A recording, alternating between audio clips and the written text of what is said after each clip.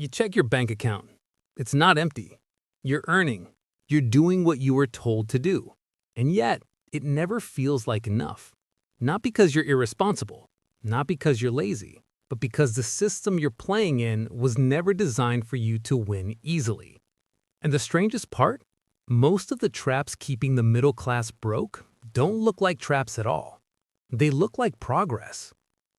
A decade ago, the middle class dream was simple. Study, get a stable job, buy a house, save regularly, retire comfortably. Today, that same formula feels heavier. Salaries have grown, but so have expectations, and quietly, almost invisibly, the rules of the game have changed. Not dramatically, subtly. Enough that you don't notice when you fall behind. Let's start with the first trap. It doesn't feel like a mistake. It feels like success. Lifestyle inflation. You get a raise, your rent goes up, your phone upgrades, your weekends get more expensive. Not overnight. Gradually. A better restaurant here, a subscription there. A slightly nicer apartment because you've earned it. And technically you have. But here's the quiet math no one points out. If your income grows by 20%, but your expenses grow by 25%, you didn't move forward, you moved backwards. And it doesn't feel like losing, it feels like leveling up. That's the trick. Now layer in the second trap, EMIs. Equated monthly installments sound harmless, manageable, predictable. They turn big purchases into small monthly bites. A car becomes $18,000 a month. A phone becomes $2,999 a month. Furniture becomes no-cost EMI. Individually, fine. Together, they become a fixed cage. Because income is flexible, but EMIs are not. The moment your income dips, or even pauses, those small payments don't shrink. They stack. And suddenly, you're not earning to build wealth. You're earning to service decisions you made months ago. That's not ownership. That's obligation. Now here's where it gets more interesting.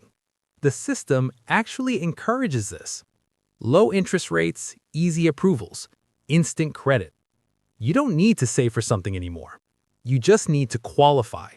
And qualification doesn't measure wisdom. It measures your ability to pay right now, not your ability to sustain it later. Let's talk about the third trap, the illusion of affordability. When you see a 10 lakh car, you don't evaluate 10 lakh anymore. You evaluate $17,000 a month. That shift changes everything because your brain isn't wired to process long-term financial drag. It focuses on short-term comfort. Can I afford this monthly? Yes. Should I take this long-term? Different question, rarely asked. Now multiply that across everything. House, car, gadgets, vacations. You're not building assets. You're assembling payments. And payments don't build wealth. They delay it. Let's zoom out, because this isn't just personal behavior. There's a structural layer underneath. Income versus inflation. On paper, salaries rise every year. 3%, 5%, maybe 10% if you're lucky. Feels like progress. But inflation isn't uniform. The things you actually need, housing, healthcare, education, these don't rise at 5%.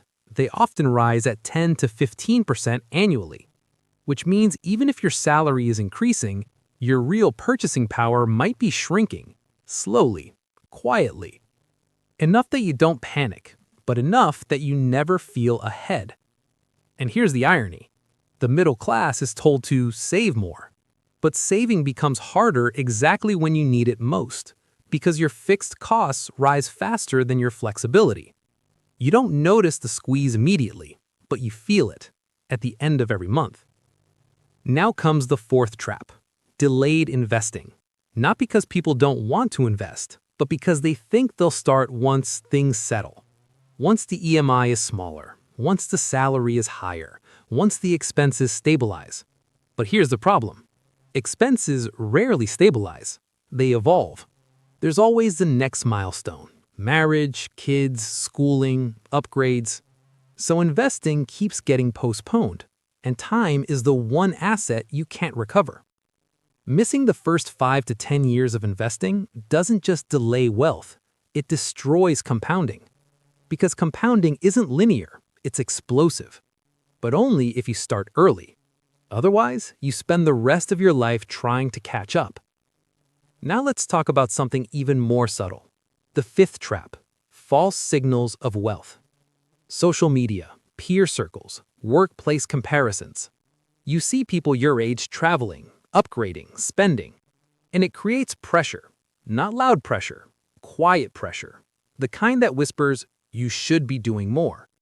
But what you're seeing isn't always wealth. It's spending, funded by credit, backed by future income.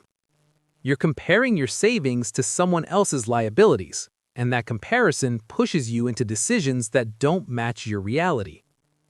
Now step back again, because there's a deeper mechanism at play. The system doesn't need you to be rich. It needs you to be stable. Stable enough to earn, stable enough to spend, stable enough to repay. Not unstable enough to default, not independent enough to exit, just balanced in the middle. Because that's where consumption lives, and consumption drives the economy. Which means the middle class becomes the engine, but engines don't accumulate wealth, they generate motion. Now here's the uncomfortable math. Let's say you earn $1,000 a month. You save $100. That's 10%. Sounds responsible. But if inflation is eroding your purchasing power at 6 to 7%, and your investments aren't beating that significantly, you're not building wealth. You're preserving maybe. And that's assuming consistency.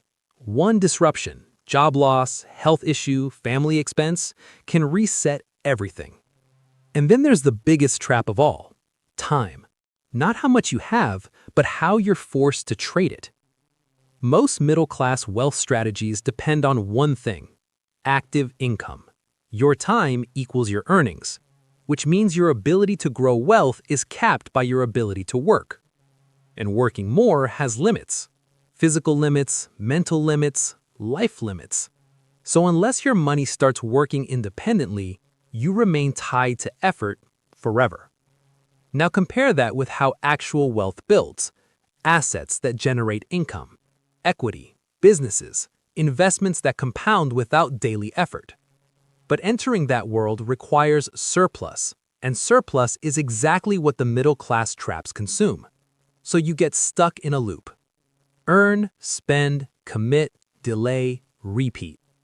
It doesn't look like failure. It looks like life. That's why it's so effective. Now here's where things get uncomfortable. Because none of these traps are illegal, none of them are even wrong. They're logical decisions within a system that quietly shifts the odds. Which means escaping them isn't about one big move. It's about noticing the pattern, where your money is going, what it's tied to, and what it's not building. Because the real question isn't, are you earning enough? It's, is what you're earning actually freeing you? Or is it just maintaining a structure that keeps you in place? And maybe the most unsettling part is this: if you continue exactly as you are, same habits, same decisions, same pace, 5 years from now, will your life look meaningfully different or just more expensive? That's the question most people avoid, because answering it honestly means confronting something deeper than money. It means asking whether the path you're on was ever designed to lead where you think it does. And once you see that, it's very hard to unsee.